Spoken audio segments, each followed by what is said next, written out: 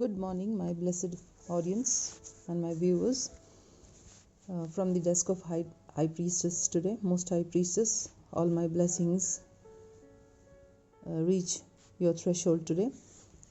And the most important and a very short recording about how we are going to take this isolation and how to bring about the acceptance of this isolation. That is the main idea of this moment's discussion now. And because after the recording of that hermitage and spiritual growth, it must have come across your mind that the idea of the fact that how is it possible to remain in society as well as to be isolated. So these are two contradictory views which we are going to burn the bridge. Okay, we are going to burn the bridge of chaos and lifestyle, and we will bring about isolation and peace and create a bridge between the two. Okay, so this is the idea. Now I have scripted out something which I will read out or explain to you just now in a hurried moment. As we enter into the sanctified cavern of self and we be seated, so we are discussing about self. Okay, everything is about our self and the thought of the self. After that, we will later on come to the action and then align the three and bring about manifestation in life. This would be the ultimate fulfillment of our aims, our spiritual aims. Okay, so as we enter into the sanctified cavern of self and be seated on the circumstantial desolation, here an encroachment of the moment gives way to distractions. Now this moment is vulnerable. This lonely, desolate moment is very vulnerable to our own fears. It's vulnerable and very crucial that we control our nervousness, the feeling of helplessness, of being alone should be curtailed, and courage should be prevalent. This should be our lookout.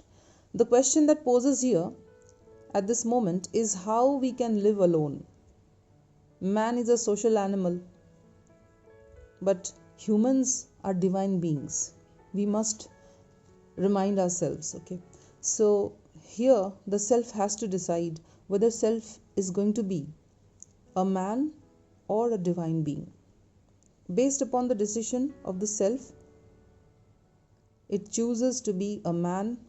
If it chooses to be a man, there is that path of burning desires, sizzling emotions, and the consequences, which are scarred and tainted, self-immersed, wounded, and doubtful uncertainties. Whereas the path of being in isolation with the divine beings is it brings about a plethora of self-assured lifestyle. If you're alone with the divine, you'll get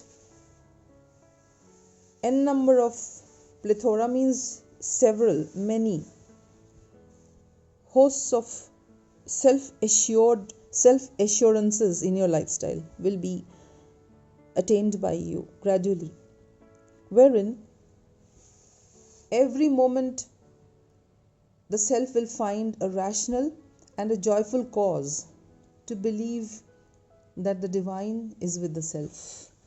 So if once we bring about this belief, this faith in this supreme power, the divine power, that is just a divine light within us as well as outside also, externally also, we will find gradually this light itself will find light of faith is going to find its way. We don't have to do much. Be still and know that I am God. We don't have to do much. We have to be still, constant in our faith. This is one attempt, one exercise that we have to imbibe and practice. And the next point that I would like to mention here is thus by the choice of the free will, the self has a free will. We means ourselves. Okay, the self has the free will, and by the choice of that free will, we are going to be escorted by the undaunted and unperturbed power of the divine towards an inward journey of self-realization. As we enter this desolation and traverse the solitary desert of the self, the lonely self, the lone self, and the mind of the self, the solitary mind of the self, which keeps on looking for assistance, associations, distractions. The destination is reached, and by the journey of faith in divine, while holding hands of the divine, we reach the epicenter of the divine power and the focal point of the divine light within the self, ultimately realizing that divine is within us.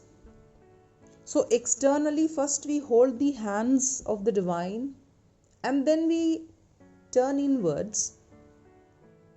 It's a mental journey, of course, an abstract journey, and we enter into the inner self by hand holding of the divine power, and we keep on journeying within ourselves, keep on journeying with the faith, on the path of faith,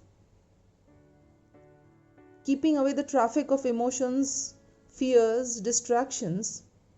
We ultimately realize that we have crossed the highways of all endangered uncertainties and reached that power of point and the point of power and the point of light where the divine himself is seated. And this is the moment when we unite with the divine self of ours, because within each of us there is that higher self who is the divine in some form or the other, and we have to, as an outsider, take a journey inwards towards that divine. And once we have decided to do this, be rest assured that there is going to be a lot of joy, a lot of certainty, a lot of power, potential of the self, because we come to the understanding of the fact that the divine is operating within us. So we don't need any external assurances. And my blessed audience, this is how we would seek ourselves and the divine within us. And with lots of blessings, I would continue in the next episode. Like, subscribe, and share, and try to understand and imbibe it in the self's lives.